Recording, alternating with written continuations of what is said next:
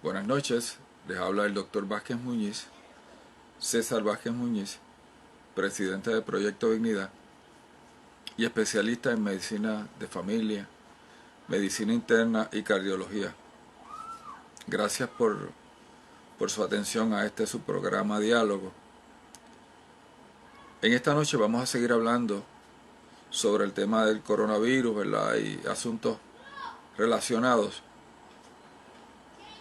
Importante, todavía estamos combatiendo esta pandemia y, y el asunto sigue creciendo y tomando proporciones que, que no pensábamos que iban a ocurrir. Las preguntas pues en algún momento pues vamos a tratar de contestarlas. Obviamente hay una limitación del conocimiento sobre el tema todavía y mucho de lo que uno está diciendo en este momento es tentativo. Solo quiero hacer algunas comparaciones y es que la semana pasada en el mundo se habían reportado 1.250.000 contagiados. Al día de hoy estamos en 1.834.000 contagiados. Estamos hablando de que subió casi 400.000 contagiados en un mes, en una semana. La semana pasada habían muerto 68.000 personas alrededor de todo el mundo. Al día de hoy 113.000 y un poco más. Casi el doble. Y ya al día de hoy está presente el coronavirus en 185 países. Saludos Huizo, saludos Irizaret, gracias por acompañarnos en esta noche. La situación en Estados Unidos, la semana pasada habían 324.000 contagiados, hoy hay 546.000, sobre 200.000 más. La semana pasada habían cerca de 4.000, no habían muertos tantos, ¿verdad? Eran como 10, 12. Al día de hoy hay 21.600. Y lo interesante es la ciudad de Nueva York. La semana pasada tenía 122.000 contagiados. Hoy tiene cerca de 189.000. Y las muertes subieron de 4.100 a 9.300. O sea que básicamente se duplicaron o un poco más. Eso significa que los contagios aumentan el número de muertes. Todavía España, todavía Italia están teniendo sobre 600 muertos diarios. Y en este momento el mayor número de contagios existe en Estados Unidos y también el mayor número de muertes. En Puerto Rico, la semana pasada teníamos 475 contagiados. Al día de hoy 897, básicamente sobre 400 más. Muertes teníamos 20, ya tenemos 44. Y básicamente las muertes en Puerto Rico siguen estando como de un 5%, ¿verdad? Hemos tenido eventos tristes. Ya hay sobre 12 médicos contagiados y ya murió uno. Y nos llena de mucha tristeza hablar, ¿verdad?, de este pediatra de la región de Caguas que murió, de apellido de Jesús. Y la verdad es que un individuo que estaba trabajando, que estaba enfrentando a la enfermedad, tratando de ayudar a otros. Saludos Tony, saludos María Ángela. Murió y tenemos por lo menos 2 más en intensivos. Recuerden que el periodo de incubación puede ser de 2 a 14 días, así que en este momento deben haber más médicos contagiados que mostrarán síntomas, algunos de ellos, en las próximas 2 semanas. Aparte de eso, tenemos sobre 50 enfermeras y hay 12 enfermeras que fallecieron. Mujeres relativamente jóvenes, personas que estaban sirviéndole a su comunidad, ¿verdad?, a través de su profesión de enfermería. Sabemos que este número va a ir en crecimiento y en este momento hay un llamado a los hospitales, a las instituciones hospitalarias para que le provean a su personal equipo de protección personal, ¿verdad? Y sabemos que hay una lucha para conseguir este equipo, pero es algo a lo que hay que darle prioridad. Importante, allá afuera puede haber mucha gente que tienen máscaras N95, que no las van a usar.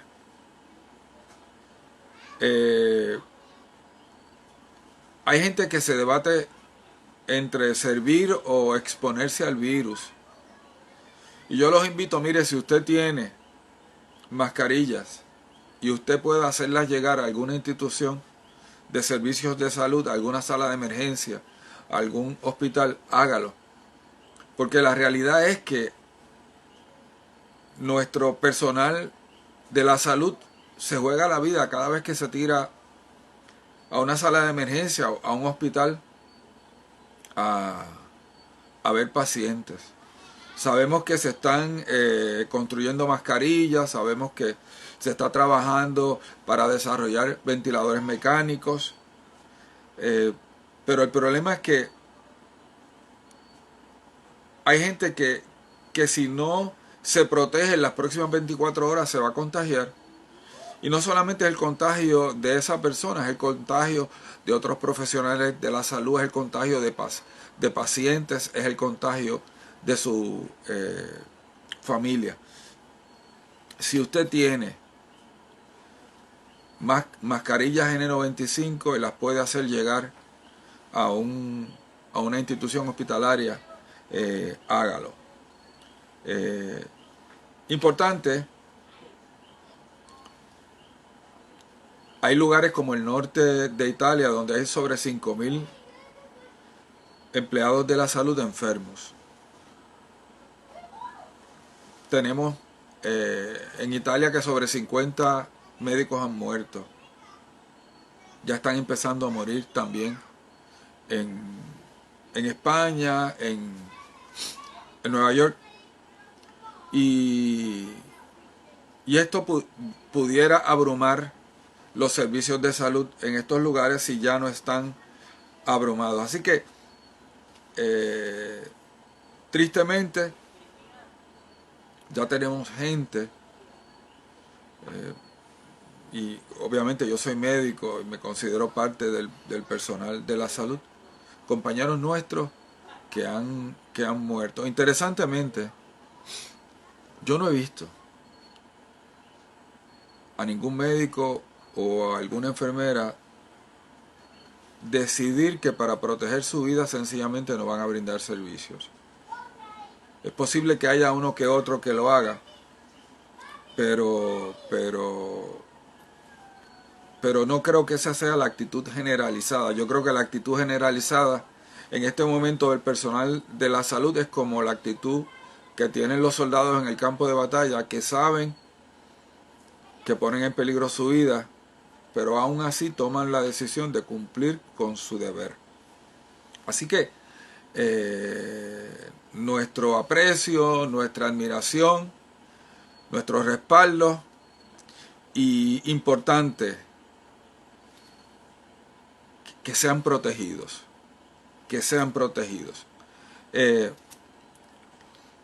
así que esa es más o menos la realidad en Puerto Rico.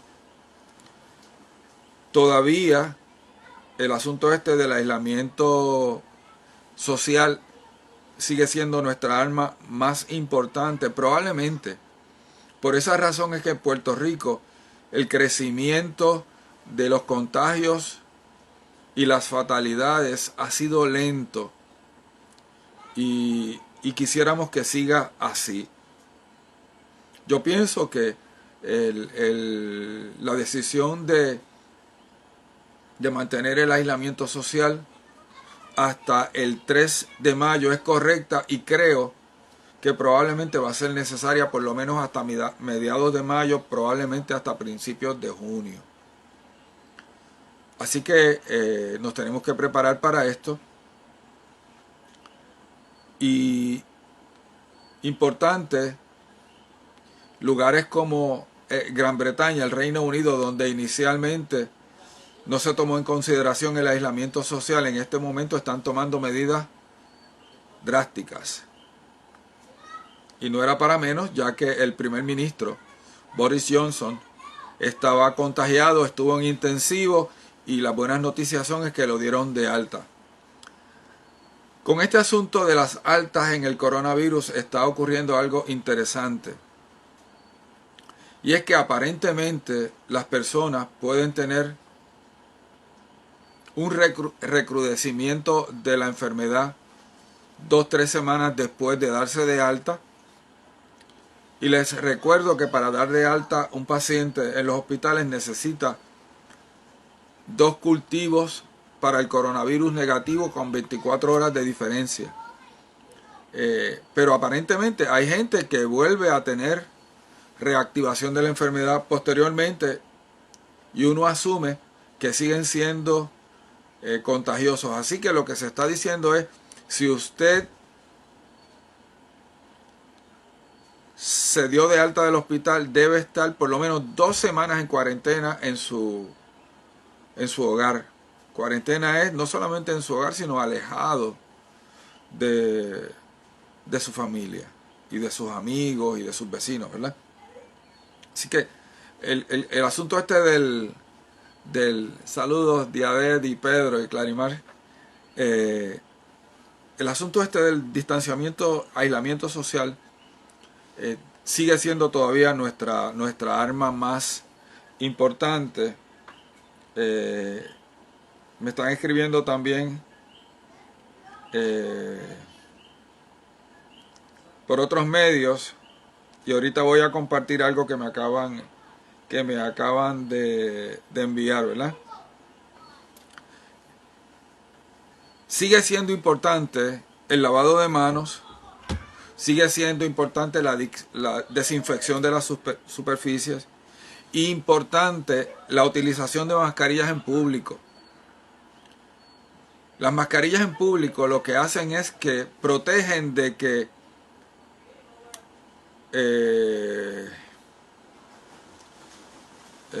secreciones contaminadas se esparzan al aire mediante un estornudo o mediante la tos. Nos protegen a todos de que el ambiente esté más contaminado. Y lo otro que hacen las mascarillas, aunque sean mascarillas caseras, evitan que nos toquemos la cara, que llevemos el material contaminado de las manos a nuestras mucosas, a la nariz, a la boca, a los ojos. Así que, importante el lavado de manos. Recuerden, 20 segundos con jabón entre los dedos, las palmas, las muñecas, los pulgares. La utilización del hand sanitizer, importante. El lavado de manos tiene que ir junto con el uso del... No podemos pensar que por meramente usar alcohol constantemente eso resuelve el problema. Nos tenemos que lavar las manos con frecuencia. Y obviamente, como les recordé, las mascarillas en público. Y entonces ahora vamos a lo del asunto de las pruebas diagnósticas. Saludos Pedro y Marlene y Anais. Necesitamos más pruebas diagnósticas para nosotros saber cuál realmente es el grado de contagio en la población general. Necesitamos muchas más pruebas diagnósticas, y obviamente pruebas diagnósticas que sean confiables, porque si son pruebas que tienen muy baja sensitividad, sensitividad es la capacidad de la prueba para detectar la enfermedad. Pues se estaban vendiendo pruebas que lo que tenían era un 30% de sensitividad. Eso significa que un 70% de los casos positivos en esa prueba eran negativos. Así que sigue la controversia esta de las pruebas diagnósticas.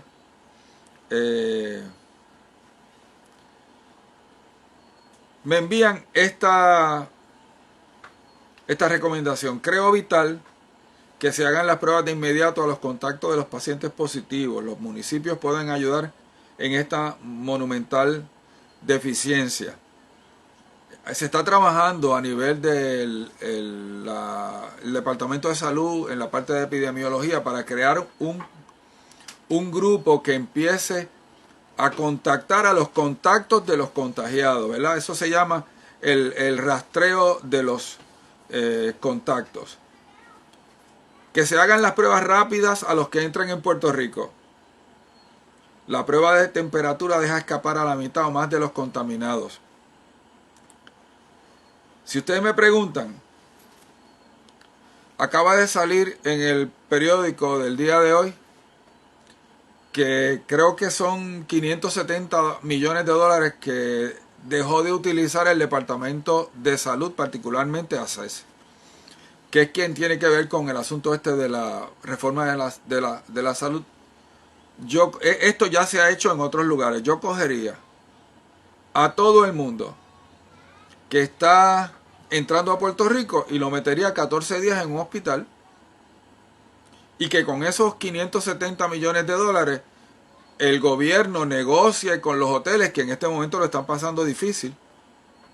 Hoteles, las hospederías, creo que hasta los moteles lo están pasando mal, para que la gente, en vez de irse a su casa, estén en estos lugares, obviamente, y se les provea alimentación. Pero tenemos que hacer algo, porque el distanciamiento social, el nosotros evitar los contagios, pero seguir permitiendo que gente contagiada siga entrando a Puerto Rico es un problema. De hecho, hay ya varios casos de gente que llegaron hace 48 horas y ya están en una sala de emergencia, ya están en un hospital, ya están en un intensivo. Esa gente vino contagiada, incubando el virus, y no fueron detectados. Y sabemos que hay gente que está utilizando acetaminofén, ¿verdad? Para esconder la realidad de que viene con el virus. Importante, deberíamos hacerle las pruebas rápidas a todo el que entre a Puerto Rico y actuar de esa manera, literalmente. No sé si pudiéramos utilizar, obviamente, esto lo digo y lo digo sin pensarlo, sin analizarlo, pero es una idea. Qué sé yo, ponerle un grillete electrónico para garantizar que una persona se mantenga en un lugar. No sé, pero tenemos que hacer algo. Y ese algo va a causar incomodidad, porque literalmente es limitar el movimiento de personas. Que se tomen pruebas preventivas a los que trabajan en hogares de cuidado o ancianos, que son la población más vulnerable. Hay que darle énfasis a estas personas. Que se habiliten facilidades para los positivos asintomáticos, o que se supervise la cuarentena domiciliaria. De eso es que estábamos hablando hace poco. En China el 80% de los contagios fueron familiares. Eso de mandar los pacientes asintomáticos a la casa es un riesgo mayor. Y entonces, importante que se validen los números de los hospitalizados. Y en eso yo sé que se está haciendo un esfuerzo. Todavía hay controversias. Hoy sale un artículo del Instituto de Estadísticas de Puerto Rico que entiende que el Departamento de Salud no le está enviando toda la información necesaria.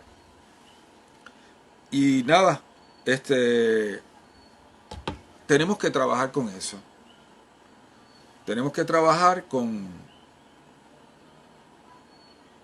que la gente tenga la información correcta. Y aquí quiero hablar de del escándalo de las pruebas. El escándalo de las pruebas nos recuerda que hay personas que van a utilizar la desgracia de otros para tratar de enriquecerse. Hay gente que su falta de escrúpulos y su falta de sensibilidad hacia el dolor ajeno es sorprendente.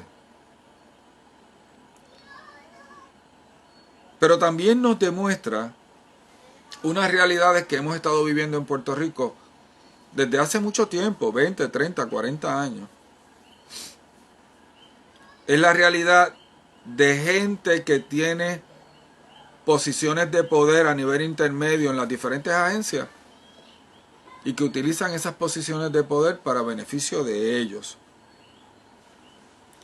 Salieron a relucir 3 personas. Una de ellas, la secretaria de salud saliente, prescinde de su servicio y de momento la llaman a Fortaleza porque era indispensable. Y cuando uno se pregunta, ok, es indispensable porque está realizando una actividad sumamente compleja que necesita un expertise particular. Esta persona tiene unas capacidades demostradas y tiene un entrenamiento y un rango académico extraordinario. Y resulta que nada de eso. Estas personas lo que tenían eran conexiones. Y no solamente manejamos el problema de los rangos intermedios, que no importa quién esté en Fortaleza, no importa qué partido gane, se mantienen ahí y son los que gobiernan de facto a Puerto Rico. Tenemos también la realidad triste de que cuando la gente tiene las conexiones correctas, no importan sus cualificaciones, van a conseguir contratos. Y van a conseguir contratos a sobreprecio. Y de momento, unas pruebas que costaban $2, $3, que el que las vendiera a 8 y a 10 estaba ganándose 2, 3 veces lo que costaban, se estaban vendiendo en 38, en 40, en $46. Importante, no es porque iban a cobrar a 6 meses o al año, no. Exigían la mitad de entrada. Y se habían separado $38 millones para esto. Y se habían desembolsado 19 millones. Y no se le dijo al pueblo que realmente la transacción se obstaculizó porque fueron los federales los que sencillamente la pararon. Fue un mecanismo de seguridad del banco que dijo, pero ¿cómo es posible esta transacción de 19 millones de dólares? Y esto es bien importante. Si la transacción hubiese sido legítima, el gobierno no la hubiese detenido. Tan sencillo como eso. La transacción se detuvo porque no es legítima. Y dar una conferencia de prensa sin miembros de la prensa presentes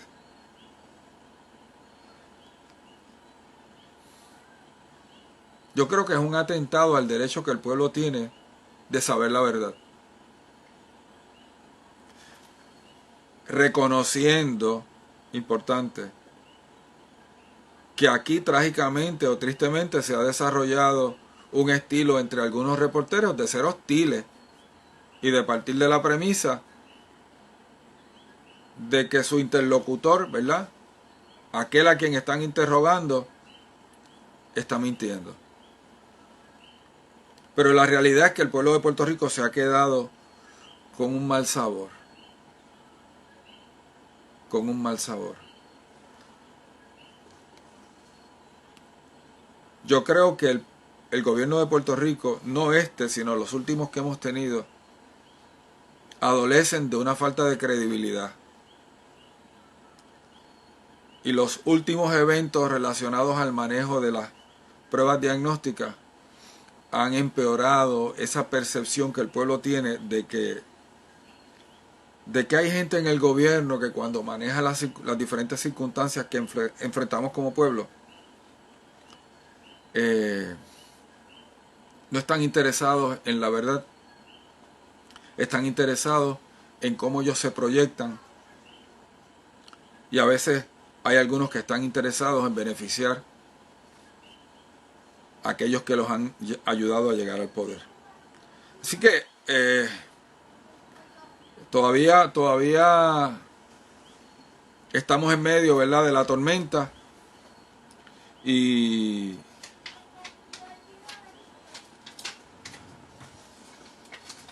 me excusan, ¿verdad?, porque estoy mirando aquí las comunicaciones.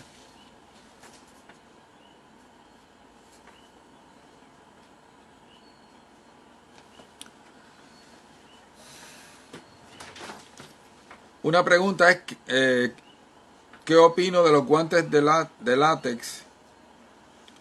Que tengo entendido que el virus se puede alojar por 8 horas. El látex lo que hace es que protege que el virus no entre en contacto con la piel. Por eso es que aunque la gente use guantes, se recomienda que si esos guantes lo permiten, o los cambien con frecuencia. Yo creo que no tenemos los suficientes guantes para hacer eso, o que los laven con agua y jabón o con un poco de hand sanitizer. Obviamente hay algunos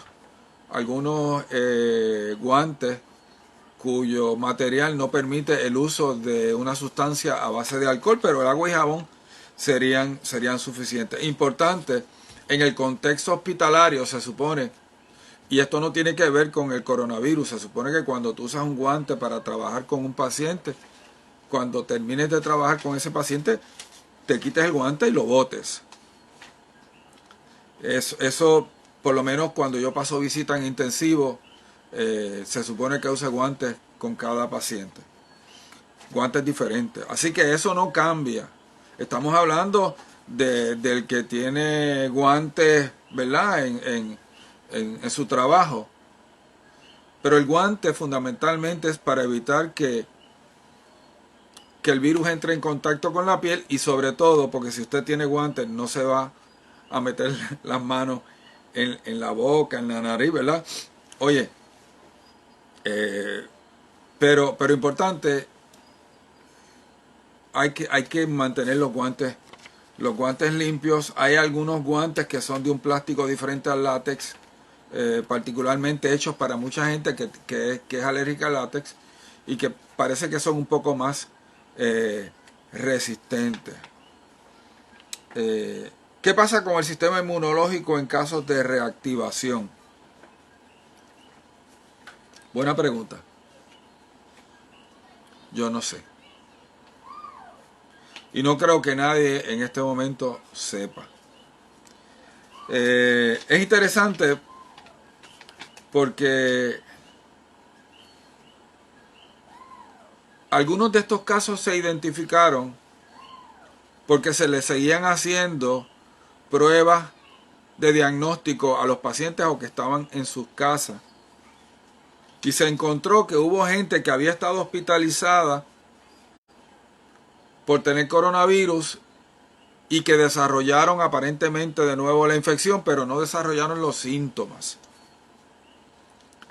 Les recuerdo que no todas las infecciones producen inmunidad permanente, particularmente las infecciones virales, y que los virus tienen la capacidad de mutar. Hay gente que sospecha que puede haber más de una cepa del virus. No sé si ustedes saben, nosotros tenemos influenza A, influenza B, y tenemos de cada una de esas influencias tenemos diferentes cepas. Y inmunidad contra una cepa no te confiere inmunidad contra las otras cepas. Por eso es que la vacuna de influenza usualmente contiene 2 cepas de influenza A y 2 cepas de influenza B. Así que ese es el problema, ¿verdad?, de los virus. Y hay gente que sospecha que hay más de un coronavirus, a lo mejor con algunas diferencias, pero eso hasta ahora no se ha podido demostrar. Y sí, hubiésemos sido más felices pensando que si una persona se cura del coronavirus, pues no es felicidad perfecta. Saludos, Huida, Alex, Jorge y Celeste. No es felicidad perfecta. Hay gente que aparentemente vuelven a tener una recaída. De hecho, leí de un caso de esta persona que se fue de alta, un individuo relativamente joven, menos de 50 años, y a las 2 semanas se reactivó la enfermedad y murió posteriormente en el hospital. Así que no hay, en este momento no tenemos un cuadro completamente claro del coronavirus. En este momento están corriendo múltiples estudios. Hay múltiples protocolos. Hay un protocolo de la Universidad de Johns Hopkins. Hay un protocolo del Massachusetts General Hospital. Hay un protocolo del Colegio Americano de Neumología y Cuidado Crítico. Se están haciendo protocolos, ¿verdad? Y básicamente seguimos investigando las mismas sustancias que teníamos disponibles la semana pasada, pero obviamente ahora con más experiencia clínica. Todavía se están utilizando algunos medicamentos que se utilizan para el HIV, para el VIH. Se están utilizando medicamentos que inicialmente se desarrollaron para la infección por el virus del ébola. Estamos utilizando sustancias que van dirigidas a manejar lo que llaman la tormenta de citoquinas, que son unas sustancias altamente inflamatorias que pueden estar relacionadas al deterioro de los diferentes sistemas del cuerpo, ¿verdad? Del pulmón, del corazón, de los riñones, del hígado. Se ha empezado a utilizar con más frecuencia la anticoagulación. Aparentemente hay una activación exagerada del sistema de coagulación y se ha podido corroborar coágulos en diferentes partes del cuerpo en autopsia de pacientes que han muerto con el coronavirus. Se está empezando a utilizar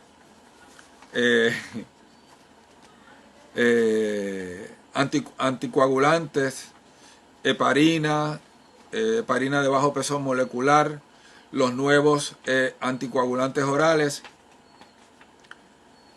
El uso de cortisona, de esteroides, todavía es controversial. Hay gente que los está utilizando, hay gente que dicen que no se deben utilizar, y la realidad es que si usted le pregunta a un médico qué es lo que funciona en el área del coronavirus, mira, lo mejor que puede pasar es que no te dé,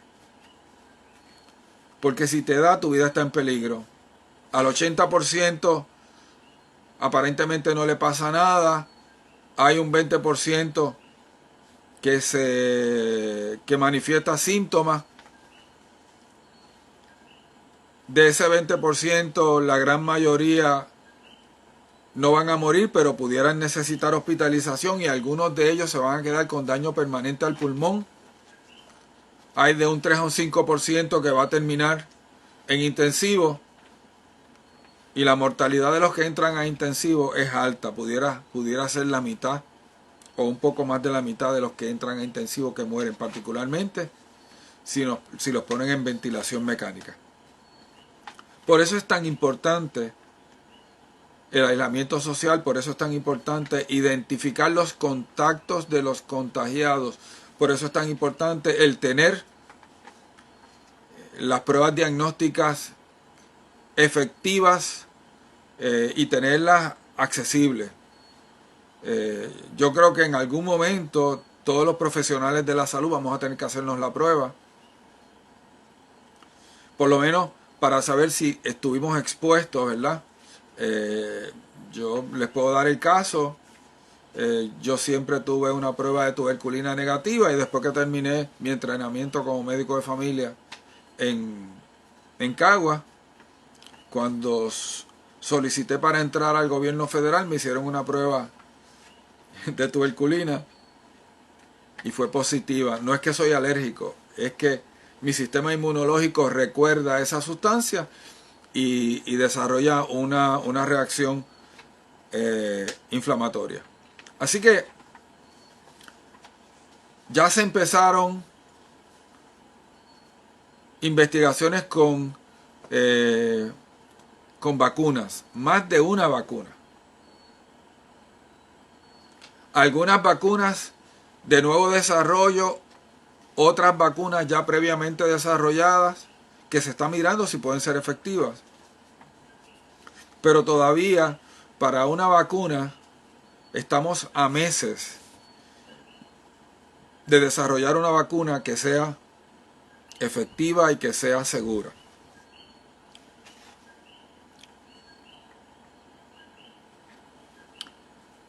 Me preguntan,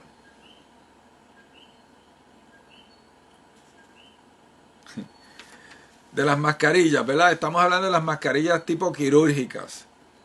¿Cuán cierto es que el lado azul se recomienda al paciente y el lado blanco al profesional? No es así. Todo el que usa una mascarilla quirúrgica debe tener el lado blanco hacia su cara y su nariz y el lado azul es hacia afuera.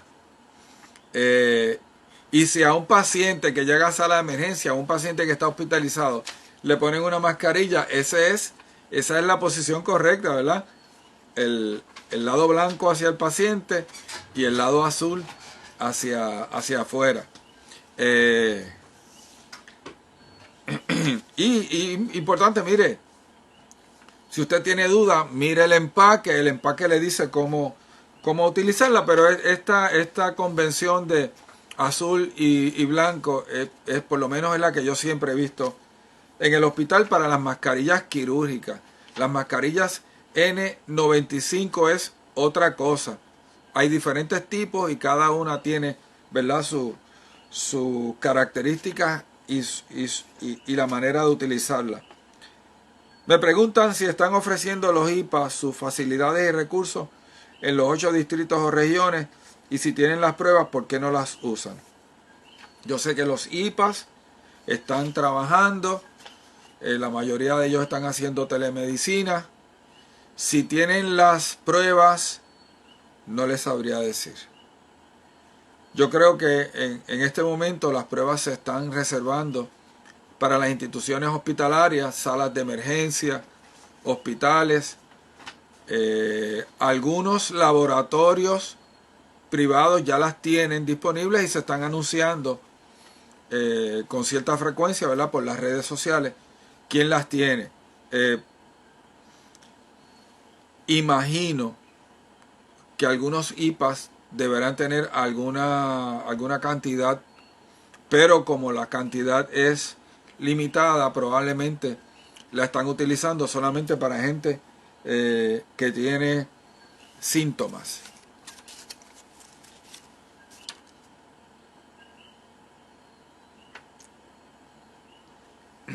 Me envían un comentario. Hay mucha información buena y mala. Hay información, hay desinformación, hay rumores.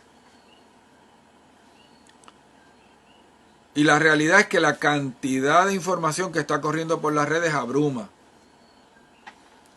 Lo que les recomendamos a las personas es que esa información la corroboren con los lugares oficiales, ¿verdad? Con el Departamento de Salud, con el CDC, con la Universidad de Johns Hopkins, con el Mass General Hospital, con la Organización Mundial de la Salud. Y debemos ser cuidadosos. Importante. No hay ninguna gárgara. No hay nada natural que al día de hoy se haya identificado y que sea capaz de protegernos del virus o de curarnos del virus una vez está en el cuerpo. Se siguen ofreciendo un montón de cosas, ¿verdad?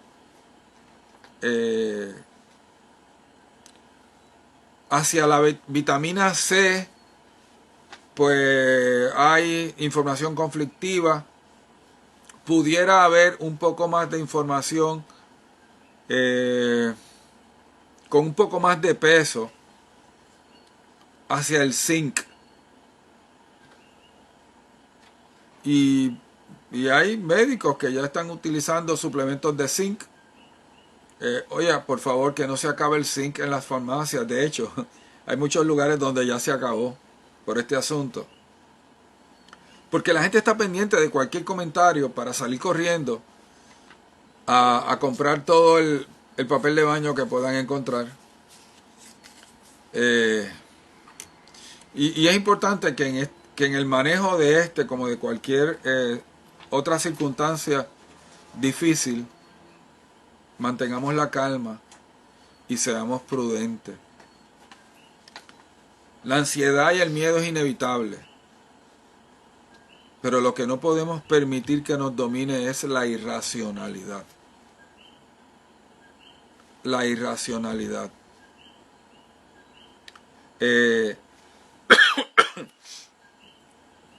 No es el coronavirus el que tengo la garganta seca. En Puerto Rico tenemos mucha gente con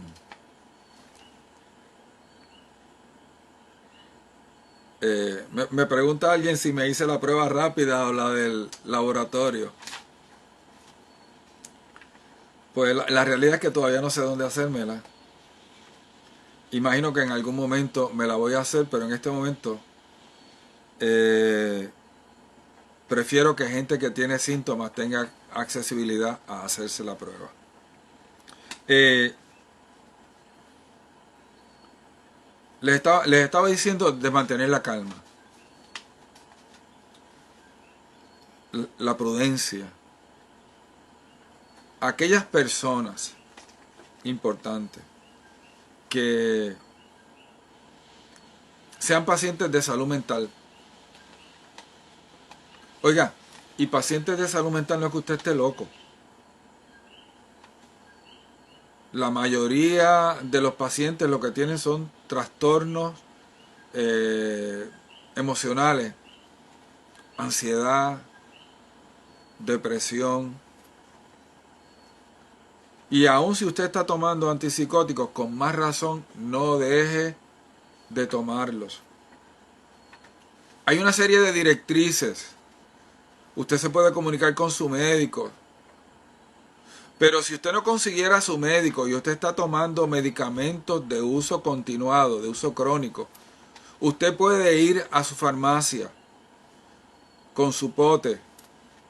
O si la farmacia tiene su historial y vienen obligados a darle la repetición, aunque usted no tenga una receta. Pero si usted consigue a su médico y su médico envía una fotografía de la receta por mensaje de texto o la envía por correo electrónico o sencillamente la envía por fax. Todos esos métodos son legítimos y tienen que ser refrendados, tienen que ser respaldados por una acción de la farmacia. A la farmacia no le puede decir a usted, oye, para yo darte las medicinas tienes que traerme el original. En este momento eso es una violación a las órdenes ejecutivas que están en efecto, no solamente en Puerto Rico, sino también en Estados Unidos. En el caso de medicamentos controlados,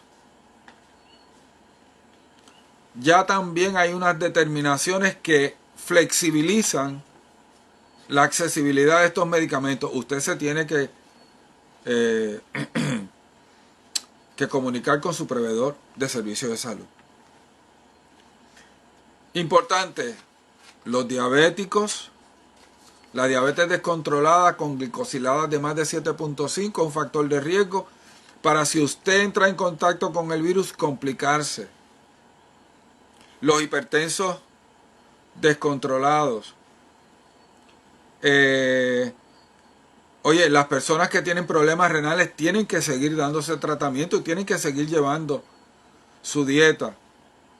Importante, no todas las pulmonías son por coronavirus. Si usted tiene dificultad respiratoria, puede ser el coronavirus, pero también puede ser otra condición.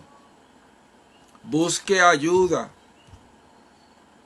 Todavía hay embolias pulmonares, todavía hay ataques al corazón, todavía hay pulmonía, bronquitis, que necesitan, que ameritan cuidado especializado en sala de emergencia y en el hospital. Así que es importante que sigamos manteniendo nuestros cuidados. ¿Se podría dar tratamiento en la casa?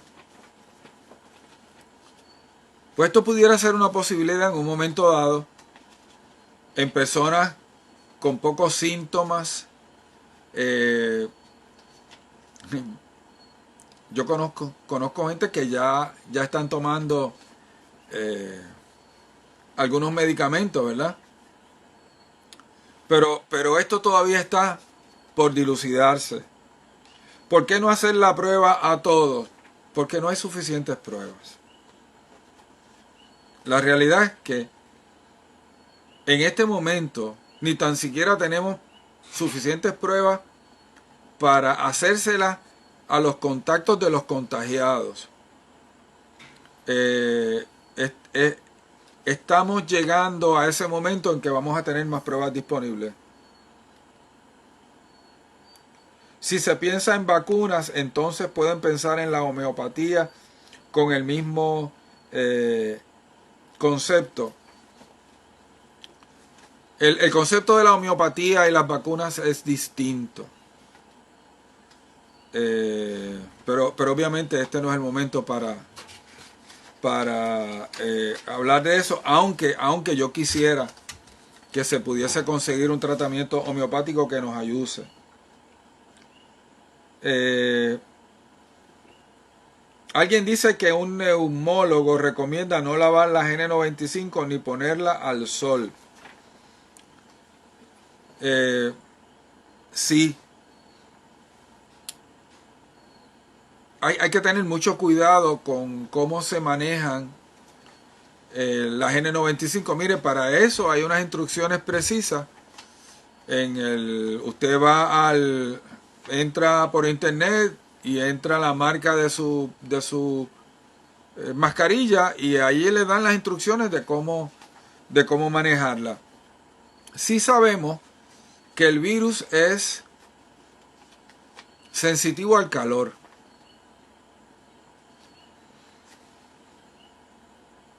Pero no se deben exponer las mascarillas al sol.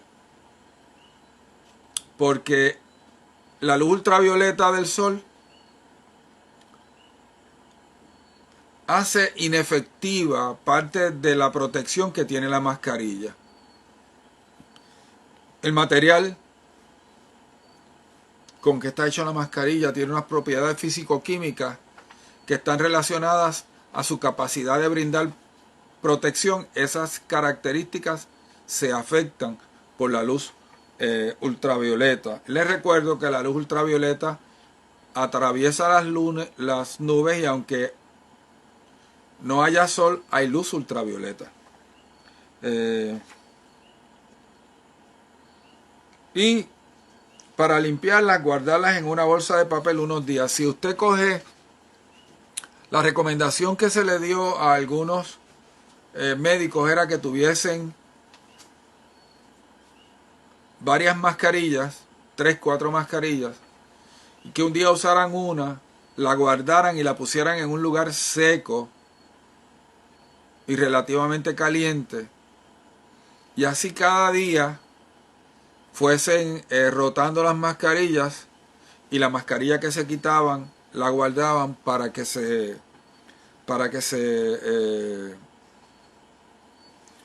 desinfectara. Y esto es importante porque no hay muchas mascarillas disponibles.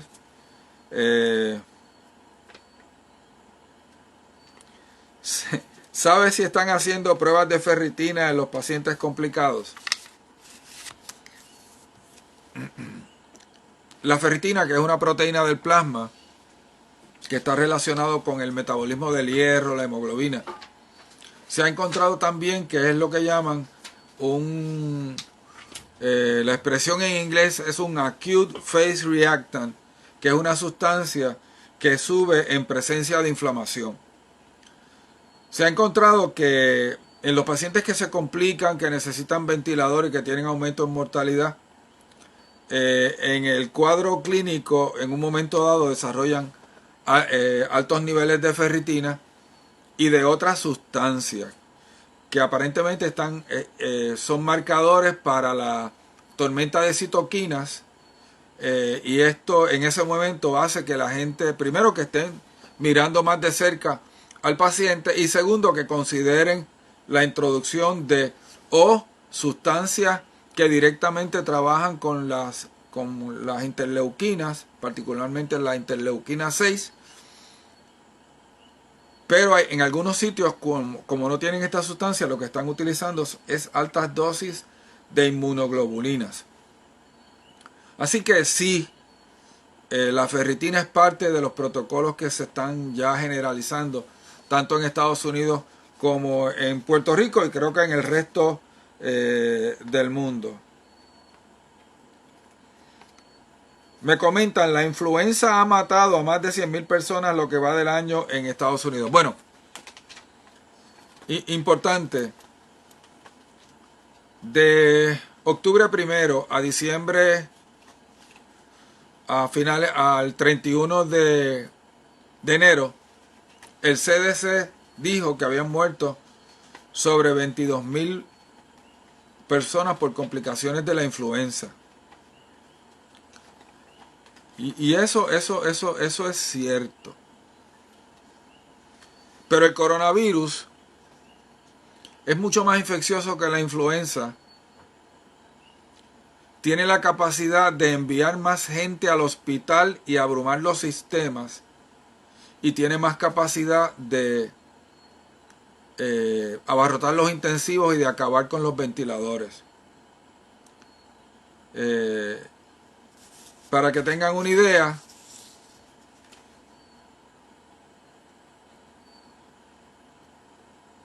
le dije 22,000 muertos por influenza del 1 de octubre al 31 de enero. Esos son 4 meses. En 4 semanas, ya Estados Unidos ha contabilizado 21,700 muertos. Esos son muertos. Hospitalizados son por lo menos 3, 4 veces eso. 60, 80,000 pacientes. No es lo mismo. Y claro, todos los años mueren como 600,000 por cáncer. Pero el cáncer, los que se mueren de cáncer este año, muchos de ellos llevan 2, 3, 4, 5, 8, 10 años en tratamiento del cáncer. El coronavirus tú te vas en 48, 72 horas, 3 días, 5 días, 7 días.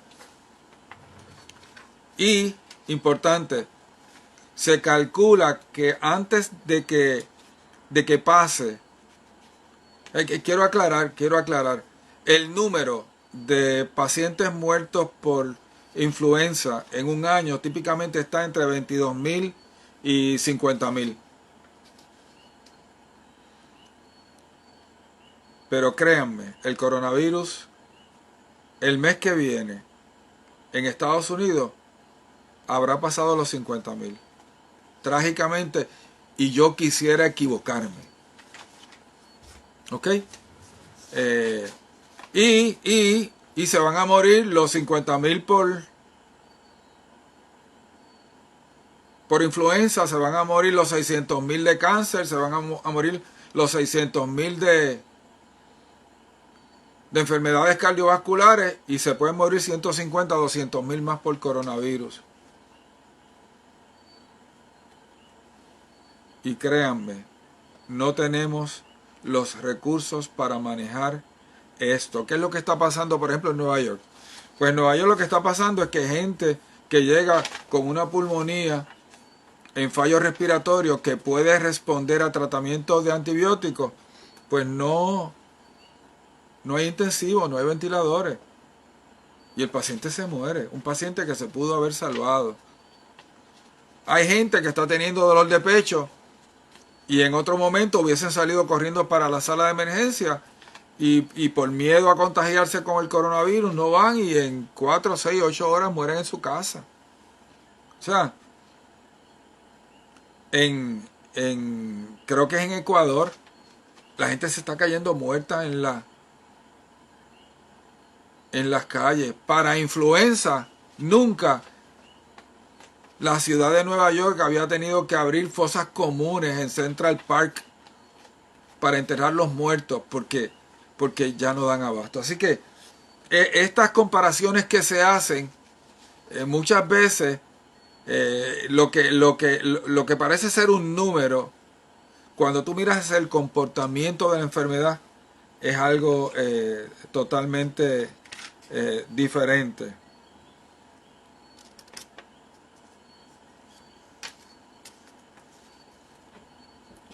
Las recetas por fax, mensaje de texto y WhatsApp son válidas por un mes. Si las farmacias se niegan, pues mire, usted va a tener que hacerles una querella y lo van a pasar mal.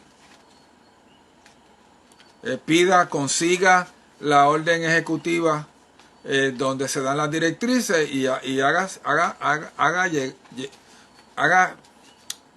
llévesela. Y importante, no es que la farmacia sea mala, es que si no tiene un original, muchas veces el plan médico no quiere pagarle.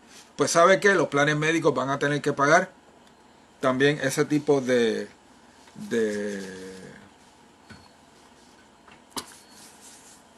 receta.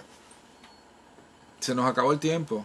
Les agradezco que me hayan acompañado en este diálogo y si Dios lo permite, estaremos con ustedes la semana que viene a las 7 de la noche y tendremos de invitados otras personas para que toquen otros aspectos una vez resolvamos, ¿verdad?, los problemas técnicos. Nada, que tengan buenas noches y que pasen una buena semana. Saludos a todos.